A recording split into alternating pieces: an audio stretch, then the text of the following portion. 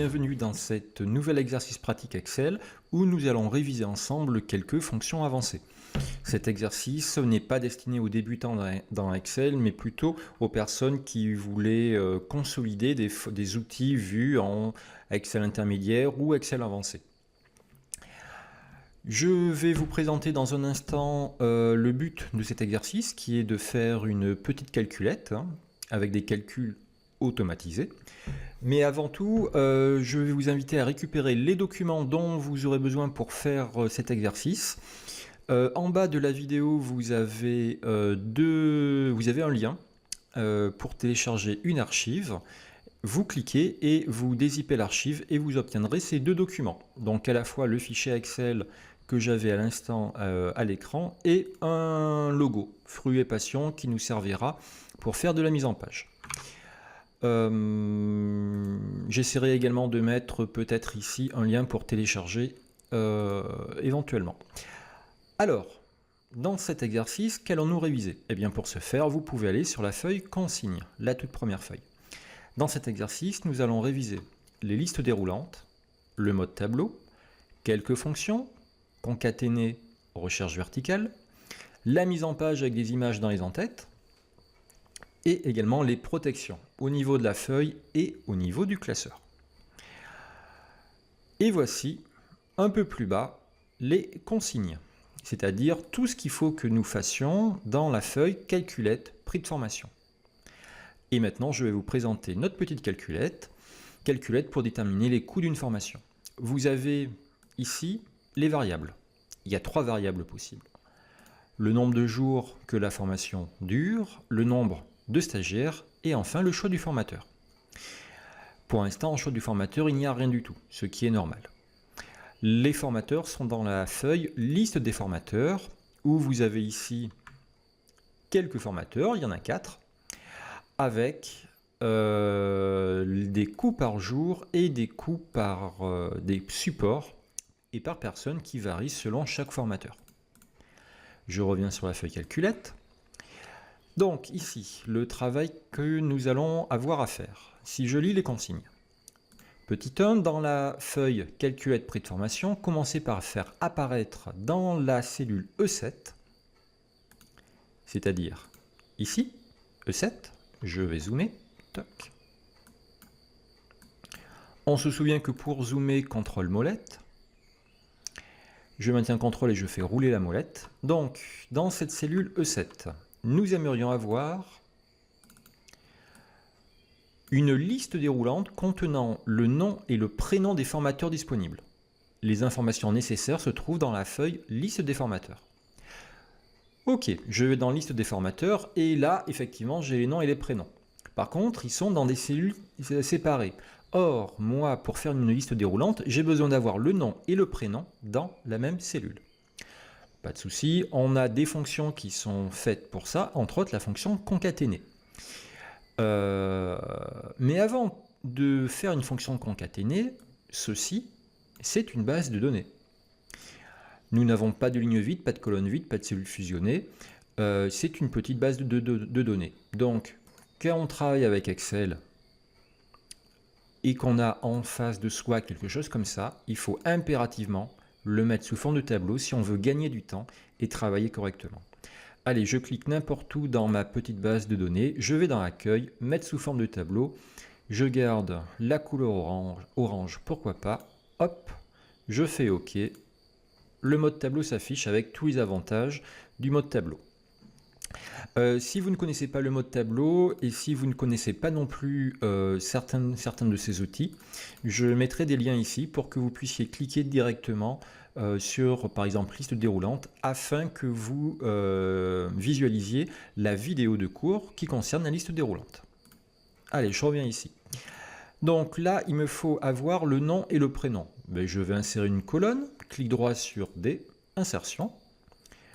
Je vais mettre nom, prénom, ça sera le titre de ma colonne. Et ici, je vais utiliser la fonction concaténer pour avoir boulet de nid. Je clique bien ici, FX. Je vais chercher la fonction concaténer. Le texte 1, ce sera boulet. Le texte 2, ben, je vais mettre un espace. C'est du texte, donc je le mets entre guillemets. Guillemets, espace, guillemets. Et mon texte 3, ce sera Denis. J'ai bien ici l'aperçu. Avant de faire OK, vérifiez bien ici l'aperçu. Voilà, vous l'avez sinon également ici. OK. Je valide. Le mode tableau me recopie automatiquement ma formule vers le bas. Ça, c'est parfait. Je vais donc pouvoir me servir de cette colonne-là comme source de ma liste déroulante. OK. Je vais dans Calculette prix de formation. Je me mets ici pour faire une liste déroulante. Données. Validation de données. Alors moi, j'ai pas une résolution très importante, donc je n'ai pas écrit validation de données. J'ai mon petit bouton ici avec la petite coche. Hop, validation de données. Si vous ne le trouvez pas chez vous, dans l'onglet données, vous regardez dans outils de données, dans ce groupe outils de données, et vous allez le trouver quelque part, validation de données. Validation de données, on veut autoriser une liste. Je clique dans source, très important ici. Je vais dans liste des formateurs et je vais sélectionner ici mes 4 formateurs. Voilà. Alors si on anticipait le coût, s'il y avait des formateurs qui seraient amenés à venir par la suite, eh bien, au lieu de prendre ça, je peux en prendre plusieurs. Allez, je vais prendre ça, juste pour la forme. Je fais OK. Et maintenant ici, j'ai bien une liste déroulante avec mes 4 formateurs. Allez, on va prendre Valérie Boulet. Hop. Donc ça, première consigne, c'est bon. Je reviens dans la feuille consigne. Ça, c'est fait. Deuxième étape, afficher automatiquement les valeurs dans les cellules C14 et C17 selon le ou la formatrice choisie. C14, C17. Je reviens dans Calculette. Effectivement, dans ma feuille Calculette, j'ai ici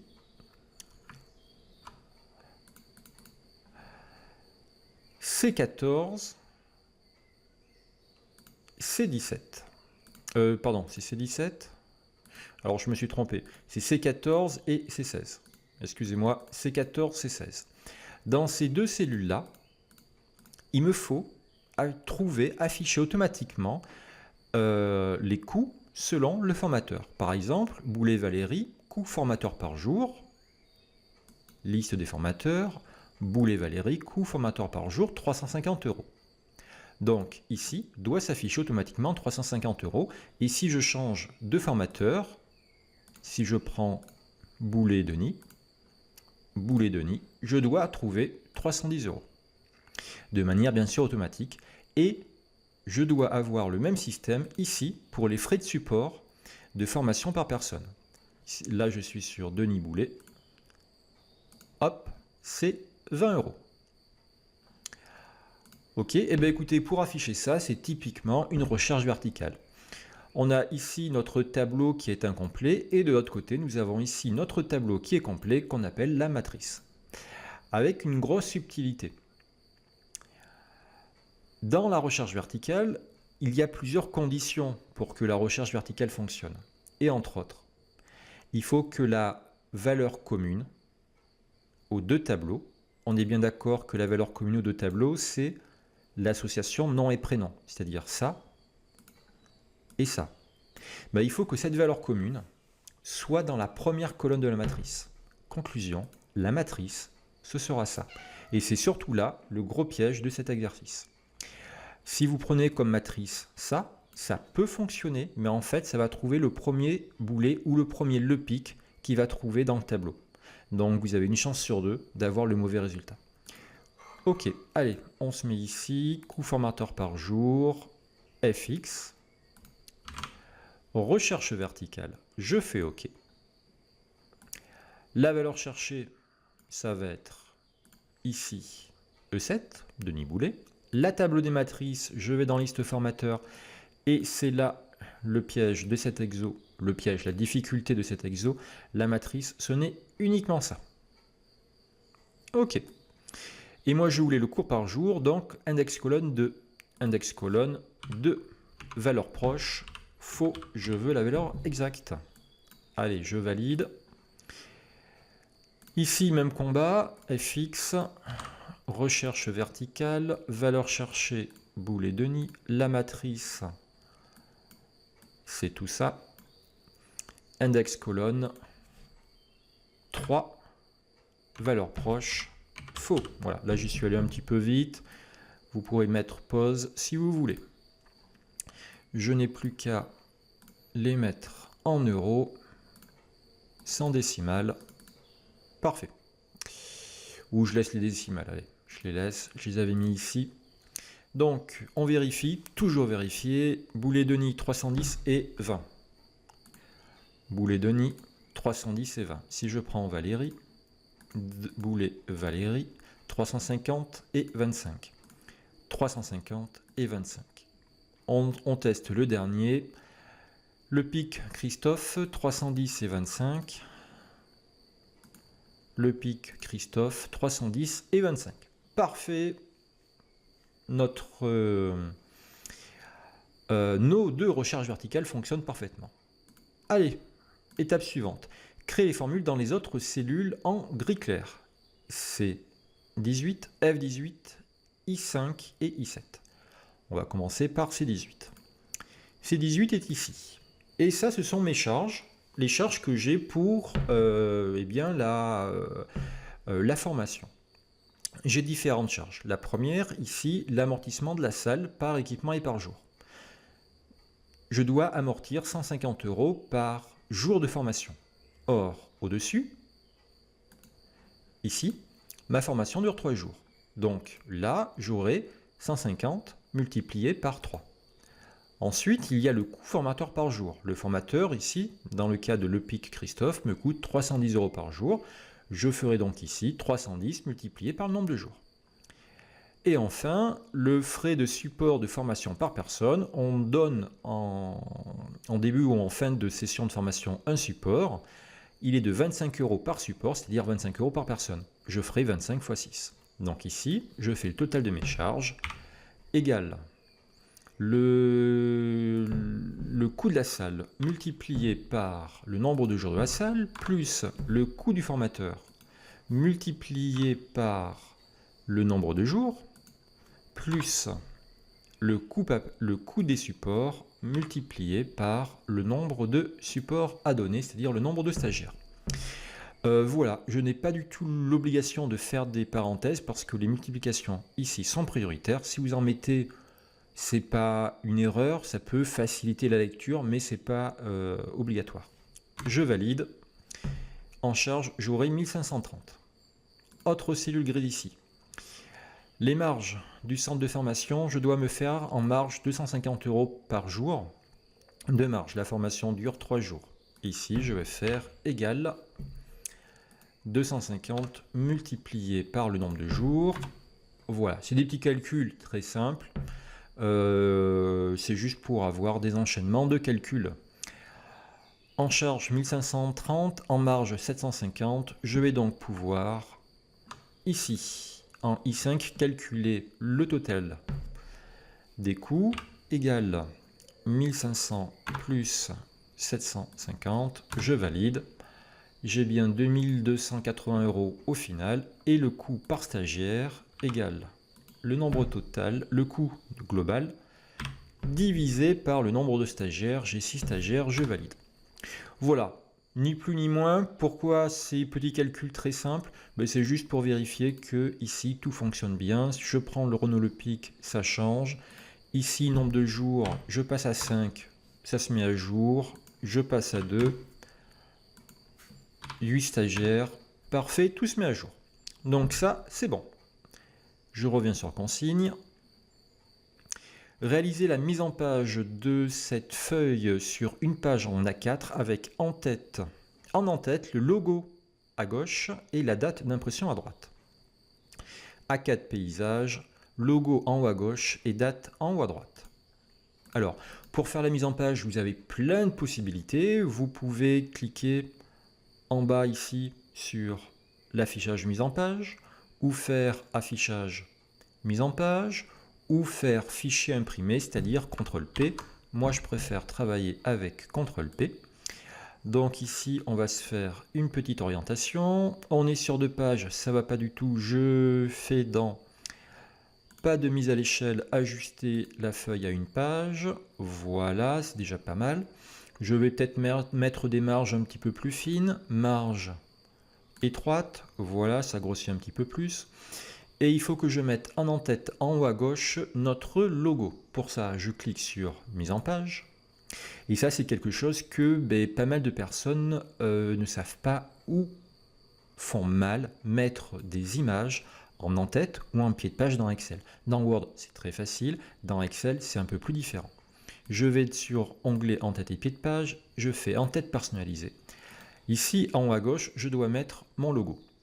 Je clique ici sur insérer une image. Ici, là, hop, je suis bien là, insérer une image. Ça gratte, je fais parcourir et je vais dans le dossier que j'avais téléchargé et des IP. Je prends mon logo fruits et passion. Je fais insérer et à droite, je devais mettre la date d'impression. Je clique partie droite, je prends mon petit calendrier, tac, date d'impression, je fais OK. Et là déjà l'aperçu est pas top. Pourquoi ? Je fais OK parce que en fait le logo que je vous ai fourni est volontairement disproportionné. Le logo est très très large. D'ailleurs vous le voyez ici, il est derrière. Hein. Ce qu'on met en en-tête et en pied de page se trouve en arrière-plan en fait dans Excel. Et là mon logo il est très très large, on ne le voit quasiment pas. Donc je vais le réduire. Mise en page, en-tête et pied de page, en-tête personnalisée. J'ai sélectionné ici mon petit code informatique image. Et ce petit bouton-là, mettre en forme l'image, est disponible. Hop. L'image en largeur est fait 16 cm et en hauteur est fait 3 cm. C'est surtout la largeur qui est embêtante. Donc en largeur, je veux dire qu'elle ne fait que 4 cm. Je fais un petit coup de tabulation au clavier tabulation et vous voyez que là, vu que conserver le rapport hauteur-largeur était coché, ça m'a bien mis le même pourcentage, le même ratio sur la hauteur ici que sur la largeur là. Je fais OK, je fais OK, je refais OK. Et là, mon petit logo fruits et passion est beaucoup plus acceptable. Alors, si je le voulais un petit peu plus grand quand même, je reviens dans mise en page, en tête personnalisée, c'est sélectionné, format. En largeur, je vais le pousser à 6 cm en 7, allez, on va dire 7 cm en largeur. J'appuie sur Tab, ça me le met à 44% de la taille d'origine. Ok, là vous voyez, calculette est un peu trop haut, donc il faudrait descendre notre tableau. Pas le centrer quand même, parce que ça va faire moche de le centrer, mais il faudrait le descendre. Et bien pour ce faire, vous avez plusieurs solutions. Alors, une solution qui est un petit peu du bricolage, on pourrait faire ici, clic droit, insérer une nouvelle ligne, et ici, varier la hauteur de cette ligne. Et effectivement, si je fais CTRL-P, j'ai ici calculette le titre qui est bien détaché. Alors oui, ça peut fonctionner, mais c'est un petit peu du bricolage, mais c'est... Voilà, il y en a qui font ça. Je supprime la ligne, je reviens dans CTRL-P. Voilà, donc là je suis à nouveau trop collé. On va travailler d'une manière un petit peu plus propre. Vous pouvez revenir dans mise en page et dans l'onglet marge, on va ici augmenter la hauteur de l'entête. L'entête ici est sur 1,9 cm. Je clique ici, de 4, je fais OK. Et de suite, ça me l'a un petit peu descendu vers le bas. Voilà, donc à vous de voir ici si vous préférez insérer une petite ligne à varier ou si vous préférez faire CTRL-P et jouer sur la hauteur. Si vous voulez mettre en forme votre date qui se trouve ici, on va la mettre en italique par exemple. Mise en page, en tête personnalisée, vous sélectionnez date et on va utiliser le petit bouton A. Toc. Pour mettre en forme ce qui se trouve, même gras italique, allez, soyons fous, ce qui se trouve en texte. Voilà donc ces deux boutons, que ce soit ce bouton ici, mettre en forme le texte de l'entête ou Le dernier bouton, mettre en forme l'image de l'entête, lorsqu'on a inséré une image, sont vraiment des boutons qui ne sont pas très bien connus par les utilisateurs d'Excel. Ok, et donc ici, ça l'a bien mis en gras et en italique. Je vais quand même réduire un petit peu la hauteur de ma ligne, ici. Je pense que ça faisait un petit peu trop. CTRL P. Voilà, c'est un peu plus présentable. Ok, donc ça c'est bon, c'est fait. Je retourne dans les consignes. Dernière action à faire. Protéger cette feuille afin que les utilisateurs ne puissent que modifier la durée en jours, le nombre de stagiaires et le nom du formateur. Avec le mot de passe vendredi. Par exemple, peu importe le mot de passe. Donc, on ne doit pouvoir modifier que la durée, le nombre de stagiaires et le nom du formateur. C'est-à-dire qu'en fait, nous voulons protéger tous les calculs. Là, j'ai des calculs. Là, j'ai des calculs. Là, j'ai des calculs. Eh bien, je veux protéger ces calculs. Conclusion, il y aura une cellule, 2 cellules et 3 cellules qui seront en libre accès. Alors, on va donc protéger toute la feuille, sauf ces 3 cellules. On se remémore la technique. Je vais d'abord sélectionner les 3 cellules concernées. Je clique sur la première. Je maintiens CTRL pour faire une sélection multiple. Je clique ici. Je clique là. Mes 3 cellules sont sélectionnées. Et je fais le clic droit sur l'une des cellules sélectionnées, puis format de cellule. Très important, le clic droit sur l'une des cellules sélectionnées et surtout pas ailleurs. OK. Première, CTRL, clic, clic, clic droit. Format de cellule. Je vais dans l'onglet protection et je décoche verrouiller. Je valide. Ces 3 cellules maintenant ne sont plus verrouillées, mais le verrou n'est en fait actif que si la feuille est protégée. Je vais dans révision et je vais dans protéger la feuille. Et là, je mets mon petit mot de passe. Vendredi. Je valide. Je le retape au cas où si j'avais fait une faute de frappe. La cellule qui est là, c'est bon, il me jette. La cellule qui est là également. Par contre, j'ai pleinement accès ici. J'ai pleinement accès là. Et ici, je peux également changer les valeurs. Parfait. Dernière précision au niveau des protections. Alors là, vous voyez que là, je me suis mal pris parce que j'aurais dû élargir la colonne F. Je ne peux plus élargir la colonne F. Il faut que je fasse ôter la protection, que je reprenne ça et que j'élargisse un peu la colonne F. Voilà. Et je reprends ma protection. Il faut toujours faire des petits tests. Ok. Par contre, il y a encore une subtilité. C'est que malencontreusement, il serait possible de toucher à la feuille des formateurs. Là, je suis sur Boulet-Denis avec un coût par stagiaire de 730 €. Si malheureusement Boulet-Denis de 310 il passe à 210, eh bien ça a été impacté dans cette feuille-là. Là, j'ai bien 210 et là, mon coût a changé.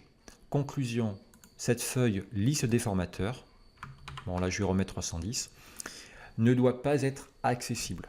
Alors, je pourrais faire exactement pareil, c'est-à-dire que dans révision, je pourrais cliquer sur protéger la feuille, mais on va faire un peu plus élégant, c'est-à-dire que liste des formateurs, on va la masquer, clic droit, masquer,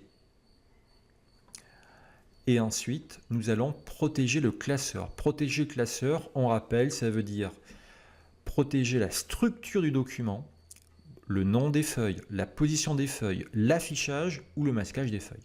Je fais protéger le document, je mets le même mot de passe, vendredi, vendredi, je valide, parfait. Et là, c'est bon. Mon document est parfaitement opérationnel.